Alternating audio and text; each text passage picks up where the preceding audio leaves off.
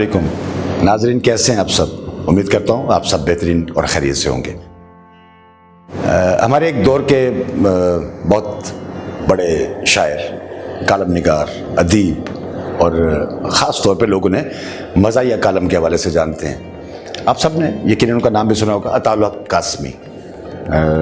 जो लोग मज़ाहिया तहरीरों के शदाई हैं पढ़ने के, वो ज़ाहिर है यूसुफ़ी साहब को भी पढ़ते हैं, शफीक रहमान हो गए, अताउल हक कासमी हो गए और इस तरह के बेशुमार लोग जो हमारी मज़ाहिया अदब के बहुत बड़े सतून समझे जाते हैं। लेकिन कभी कभी मज़ाह लिखने वाला शख्स अपने आंसू निचोड़ दे तो उसमें से क्या का बरामद हो जाता है।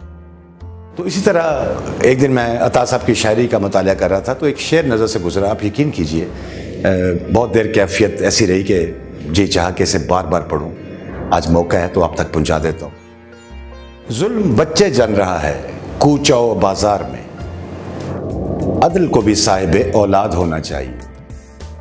ये शेर जब पढ़ा था बहुत दिन हो गए, बल्कि बहुत साल हो गए। आज इसलिए याद आया कि आज का कंटेंट कुछ इसी हवाले से है कि हमारा निज़ाम इंसाफ अगर आप कभी देखें, जो कि यकीनन आप रोज़ाना देखते होंगे टीवी में, अखबारात में, सोशल मीडिया पर, तो बहुत दिल दुखता है।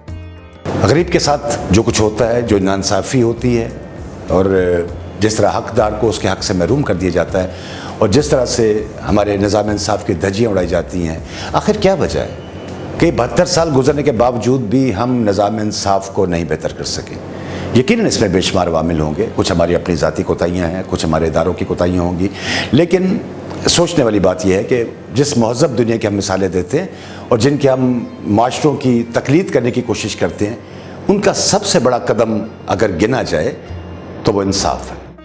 उन्होंने इंसाफ को आम और ख़ास के लिए एक जैसा रखा। उनके फ़ैसले, उनके जजेस, उनकी अदलिया, उनके माशरों का माथे का झूमर है, जबकि हमारे यहाँ तो कुछ हो रही है। खैर, ये बहस तो हमारी नहीं है, हम इस तरह की सियासी बहस में नहीं उलझते। हमारा मकसद ये है कि दो तरह की अदालतें हैं। एक वो जो इस ज़मीन पे कायम है, जिसमें डिस्ट्रिक्ट कोर्ट्स हैं, सेशन कोर्ट्स हैं, हाई कोर्ट्स हैं, सुप्रीम कोर्ट्स, और एक वो अदालत है जो ऊपर अल्लाह रब्बुल इज़्ज़त की अदालत है। और जब गरीब आदमी बहुत परेशान होता है ना, तो वो अपना मामला अक्सर अल्लाह के सुपुर्द कर देता है। उस वक्त से डरना चाहिए जब गरीब आदमी ये कहे कि जाओ मैंने अपना मामला अल्लाह के सुपुर्द कर दिया। ये बहुत एक कड़ी सज़ा होती है इंसान के लिए और इसको भुगतना भी पड़ता है। और अल्लाह की लाठी कहते हैं बेआवाज़ है। कोर्ट से मिली हुई सज़ा की आवाज़ तो शायद आप सुन सकते हैं, लेकिन अल्लाह की जो दी हुई सज़ा होती है ना, वो बेआवाज़ सी होती है, तो इससे बचना चाहिए। तो ये जो हमारा जो सिस्टम है वो शायद इस चीज़ का मुतम्मल भी नहीं हो पा रहा कि हम एक ऐसा निज़ाम इंसाफ मुतारिफ़ करवाएं जहाँ पे सबके लिए एक जैसा कानून हो। लोग इससे फ़ायदा भी उठाते हैं, लोग दूसरों को नुकसान भी करते हैं और हम रोज़ देखते हैं और आगे बढ़ जाते हैं। आज का हमारा जो प्रोग्राम है वो कुछ इसी हवाले से है कि जब एक बहुत ही बड़े आदमी को एक ऐसे शख्स के साथ वास्ता पड़ गया जो बहुत मामूली शख्स था लेकिन दिल का बहुत बड़ा था, और वो अल्लाह का एक ऐसा नेक बंदा था जिसने एक बहुत बड़े इंसान को घुटने टेकने पर मजबूर कर दिया था। आज मैं आपसे ऐसा एक वाक़या शेयर करने जा रहा हूँ जो बहरिया टाउन के मालिक मलिक रियाज साहब के साथ पेश आया। उनकी सारी दौलत, असर रसूख उन्हें चंद कनाल ज़मीन की मालिक नहीं बना सकी, क्योंकि उनके मुकाबले पर एक ऐसा शख्स खड़ा हो गया जिसने अपनी ज़िंदगी एक बहुत ही नेक काम के लिए वक्फ कर दी। ये 2013 की बात है और ये उस वक्त की बात है जब पूरी दुनिया से पैसा शिफ्ट होकर कराची की तरफ आ रहा था कि यहाँ पे हर शख्स इन्वेस्टमेंट करना चाहता था बहरिया टाउन में। और बहरिया टाउन आपको पता है एक ब्रांड का नाम है रियल एस्टेट में, और बेशुमार स्कीमें बहरिया टाउन की पूरे पाकिस्तान में फैली हुई हैं। और वहाँ पे कराची में ये आलम हो गया कि लाखों करोड़ों में और करोड़ों अरबों में तब्दील होना शुरू हो गया। और ये चंद दिनों में बिल्कुल पलक झपकने में ऐसे हो रहा था कि लोगों ने लाखों की इन्वेस्टमेंट की तो एक हफ्ते बाद वो करोड़ों के मालिक बन गए। हर कोई बहरिया टाउन में इन्वेस्टमेंट करना चाह रहा था, लेकिन दौलत के इस बहते दरिया में हाथ अगर नहीं धोए तो इस शख्स ने नहीं धोए जिसका मैं आपको वाकया सुनाना चाह रहा हूँ। जी, वो एक ही शख्स था जो बहरिया टाउन के दरवाजे पे चंद एकड़ अराजी का मालिक था। नाम था उनका सैयद बदियुद्दीन आगा।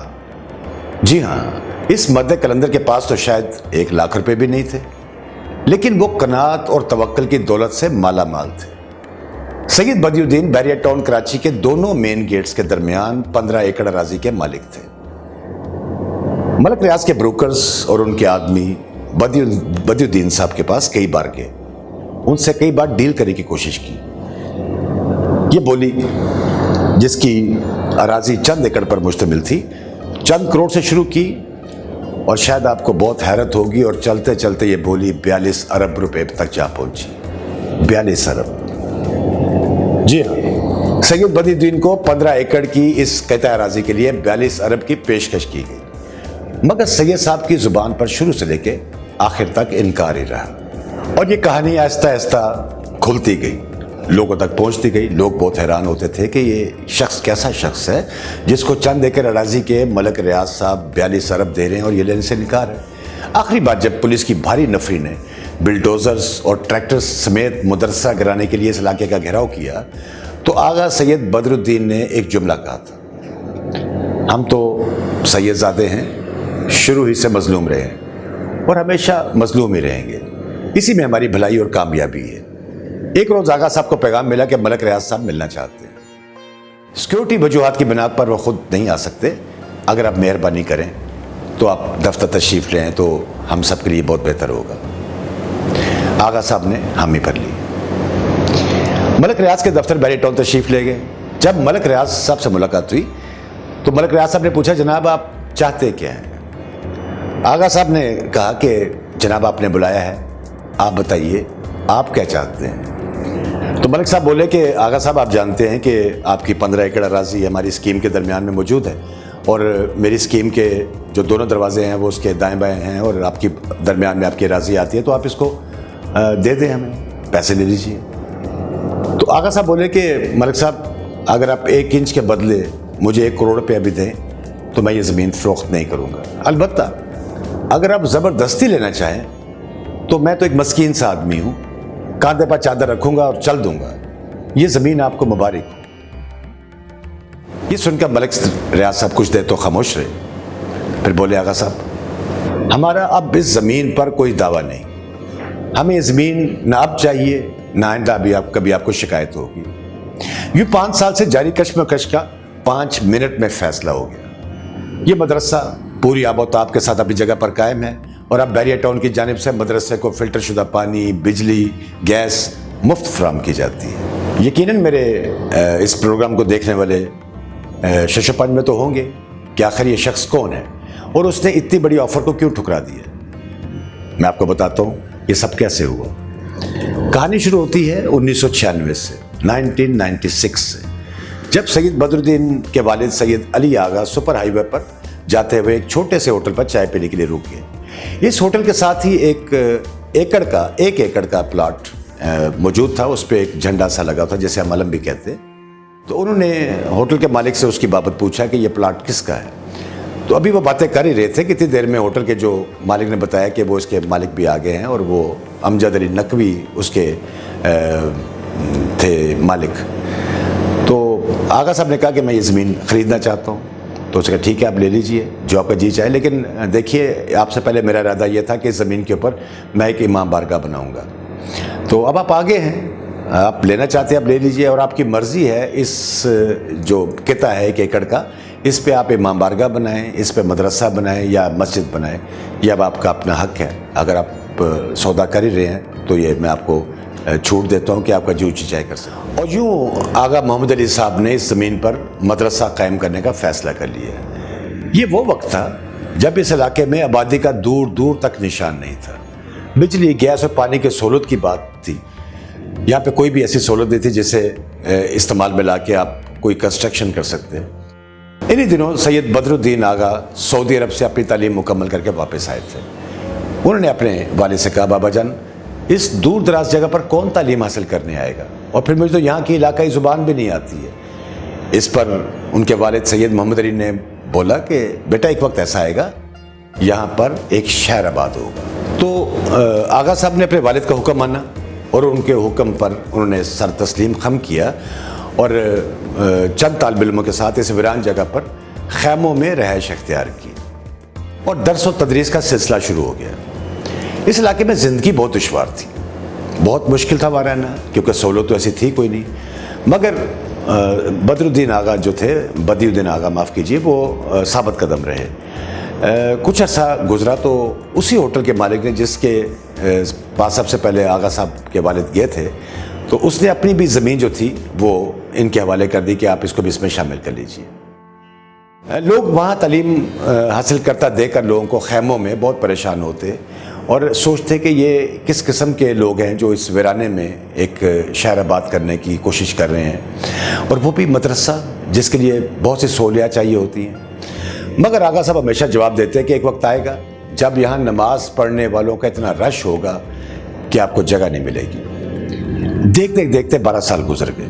اسی دوران جو امام بارگاہ کے مالک تھے امجد نقوی صاحب، انہوں نے اپنی زمین بھی آغا بدی الدین صاحب کے حوالے کر دی تھی، اور اس طرح یہ مدرسہ 15 ایکڑ اراضی پر محیط ہو گیا۔ مدرسے کے لیے زمین کا آخری سودا کرتے وقت آغا سید بدی الدین کے پاس کچھ نہیں تھا۔ انہوں نے اپنی اکلوتی کار بیچی اور 2 لاکھ روپے بطور بیانہ ادا کر دی۔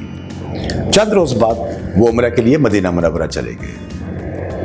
وہاں روزہ رسول پر حاضری دی اور یوں عرض کیا کہ نانا جان، مدرسہ کی زمین کا بیانہ دے آیا ہوں، اب میرے پاس ادائیگی کے لیے کچھ بھی نہیں ہے، کچھ نظر کرم فرمائیے۔ دعا کے بعد روزہ رسول سے باہر آئے اور پریشانی کے عالم میں کھڑے تھے کہ ایک شخص پاس آیا اور بولا، حضرت کوئی پریشانی ہے تو بتائیے۔ آپ نے پہلے تو جواب دیا کچھ نہیں، بس ایسے ہی کھڑا ہوں، مگر پھر فوراً خیال آیا کہ ابھی بھی روزہ رسول پر اپنی عرضی ڈال کے آیا ہوں۔ اسی دوران اس شخص سے دوبارہ پوچھا کہ میں آپ سے پوچھ رہا ہوں کوئی پریشانی ہے تو بتا دیجیے۔ آپ نے سارا قصہ اس کے سامنے رکھ دیا۔ وہ شخص آپ کو وہی رکنے کا اشارہ کر کے وہاں سے چلا گیا۔ کچھ دیر بعد واپس لوٹا تو نقد رقم اس کے ہاتھ میں تھی جو اس نے آغا سید بدی الدین کے حوالے کر دی، اور یوں تاجدار عالم کے روزے کے نیچے ان کی دعا چند سیکنڈ میں مقبول ہو گئی۔ رقم ادائیگی کا بندوبست ہو گیا اور سودا بھی ہو گیا۔ 2013 میں جب بیریا ٹاؤن کا آغاز ہوا تو اس علاقے میں موجود گاؤں، گوٹ اور جتنے بھی قصبے تھے وہ بکنا شروع ہو گئے۔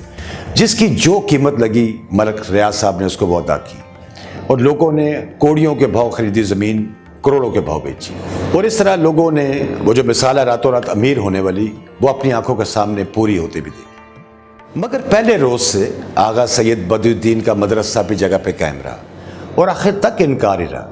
لالچ، دھمکی، منت سماجت ہر طرح سے ہر باز میں آ گیا، مگر آغا صاحب نے مدرسہ کی زمین بیچنے سے انکار کر دیا تھا۔